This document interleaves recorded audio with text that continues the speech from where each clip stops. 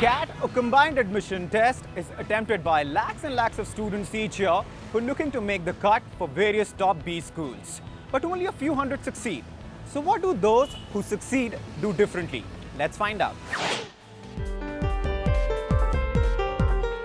Students from all kinds of backgrounds attempt and crack CAT each year.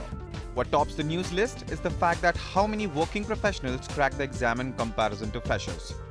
Some say the discipline of a job enhances the chances of an individual cracking CAT, but the matter of fact is, working professionals have a different set of challenges to tackle in addition to the usual ones. One of the many students who managed to crack CAT and crack it big. When I say crack it big, I'm actually talking about somebody who's got calls from practically all IIMs, from SPGen, from NM, from MDI, and IFT. So the list goes on basically. The fact that you guys are currently in a position where you're going to start preparing, and in October you're going to be in a position where she's already managed to deal with that position. I would want you guys to interact with the rockstar herself. So if you have a question, a bunch of questions, please feel free to ask. I've learned that you are a working professional. So am I. So my question is that from coming back to home from office, so how difficult is it to manage? As in, do you give some specific schedule, that many hours of study on weekdays, or is it more prominent on weekends? Or how does it go with your job? Well, weekends are a blessing for sure. But see, when you're working, there is obviously a time crunch and you need to manage time a lot. So my schedule used to be reduce the time stealers, reduce talking here and there, reduce interacting with friends, and then use that time for your preparation. As in, my study schedule was, I used to study daily, not at a big stretch as it's possible on weekends for us. But yes, a schedule has to be maintained, so that you keep in touch with all the things that is happening in the class, and to check yourself time to time where you're standing in terms of preparation. How does the mode of preparation change in the last few months? Okay. While preparing for CAT, I'm sure you all are aware the preparation starts somewhere near February, March, April, when you decide you have to give CAT this year, right? By the time July, August comes, you're like 2 months, 60 days, 60, 70 odd days from CAT. At that time, focus on your weak areas. As in, you are in a habit of giving mock tests by then, you're in a habit of checking your report by then. Sit with the faculty, talk about your weak areas. They're there to give you a lot of sessions. You just have to fix your time, you just have to devote yourself. Should we leave the job before appearing for CAT 2 months before, or take a leave for a month, because it's like very difficult to take a leave for a month from the office? So what should it be like? Well, typically such a situation should not arise given that you're already preparing for CAT for past few months. So allocate your time judiciously throughout the preparation time, right? Even if you realize that you're not complete with the preparation, you need time, it's completely your call, leave your job or not. Many people have left the job and prepared for CAT. I would personally not feel that you should leave your job, because that really counts in the interview. What are you doing, what kind of job you are in, why did you leave your job? What also makes news each year is how many engineers made the cut. Students and experts both argue that structure of CAT often helps engineers crack the exam with ease. I have been in organizational activities since my college itself, and I enjoyed it a lot.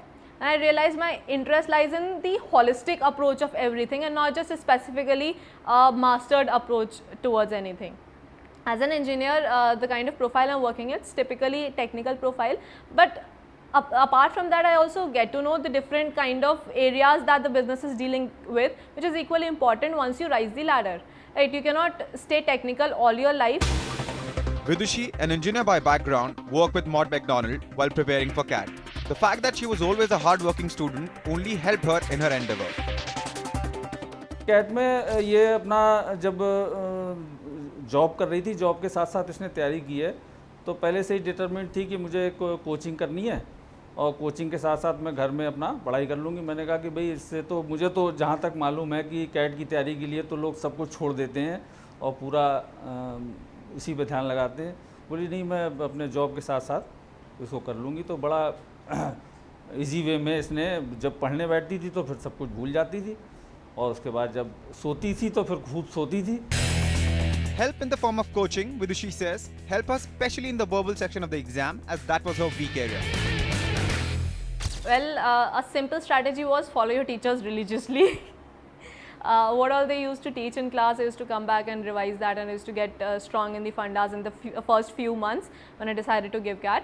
And as time passed, as mock started coming up, I sat down with them, I discussed with my strategy, and of each and every question that I was in this kind of thought process while I attempted that, and that's why it got wrong. And we worked on our weak points. They knew exactly where I was going wrong with the kind of strategy that I was giving feedback on. And then we came up with a lot of strategies. We can do this and we can do that, and this can be done this way. And similarly, after a lot of hit and trial, and I actually got my correct strategy to crack CAT. Experienced faculty, comprehensive study material, constant feedback on performance in mock tests offered by coaching institutes can prove to be really helpful. The comprehensive study material that we provide them in the classroom coaching, right, and the way the faculties who have experience of teaching more than thousands of students for last 6 to 7 years, right? So they have been a regular CAT examination givers, and they have always scored more than 99 percentile in their own domain. So this is how we take care of the faculty, and the quality too, and the quality of the faculties becomes really very important inside the classroom. While all students appearing for CAT have one common goal, the paths they take, despite possible similarities in terms of their educational backgrounds, are different. But it is the attitude of the aspirants that separates wheat from the chaff. Never be casual in anything which you do. If your mom asks you to tidy your room, or your boss asks you to make a presentation in front of the clients, take both things as seriously as you can. Because the intensity which you put in and the results which you get out are proportional. Pinaki, a hard-working student throughout school and IIT Kanpur, followed a very strict regimen to reach IIM Ahmedabad in his second attempt. There is no one-size-fits-all sort of a thing here. It varies from individual to individual. But there are certain key things which I learned through my experience and my mistakes. One of them is that more than the number of hours which you spend in preparing both for CAT and for the interviews, it is the number of effective hours that you put in. And to make them effective, you need to keep track continuously of what you are putting in. In my particular case, I used a mobile application to track my time.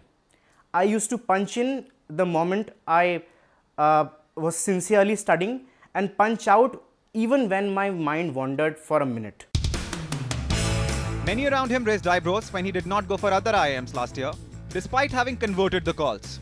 He was determined to make it to IIM Ahmedabad. Once he was determined to give himself another chance for IIM Ahmedabad, then we were with him, and he spent another year working very hard for CAT and then for interview. Then luckily succeeded. One question that CAT students with engineering backgrounds are often asked is that why management after engineering? And Pinaki believes that instead of wasting country's resources, in fact, an engineer from a premier institute only becomes better equipped to serve the nation after a degree in management. I think the broad expectation the society has from an IIT or an IIM graduate is that these are people who have all the brains and skills to take up challenges of national importance and then work hard towards solving them. And this is my personal opinion that if an education in management and business, if done sincerely, can actually complement the technology knowledge and not nullify it. To generalize that a certain section of students have an advantage over others is perhaps not fair. But one thing which can give anybody a clear head start is the clear knowledge of one's goal and the sustained and determined effort towards it. Join us for a lot more on the other side of the break.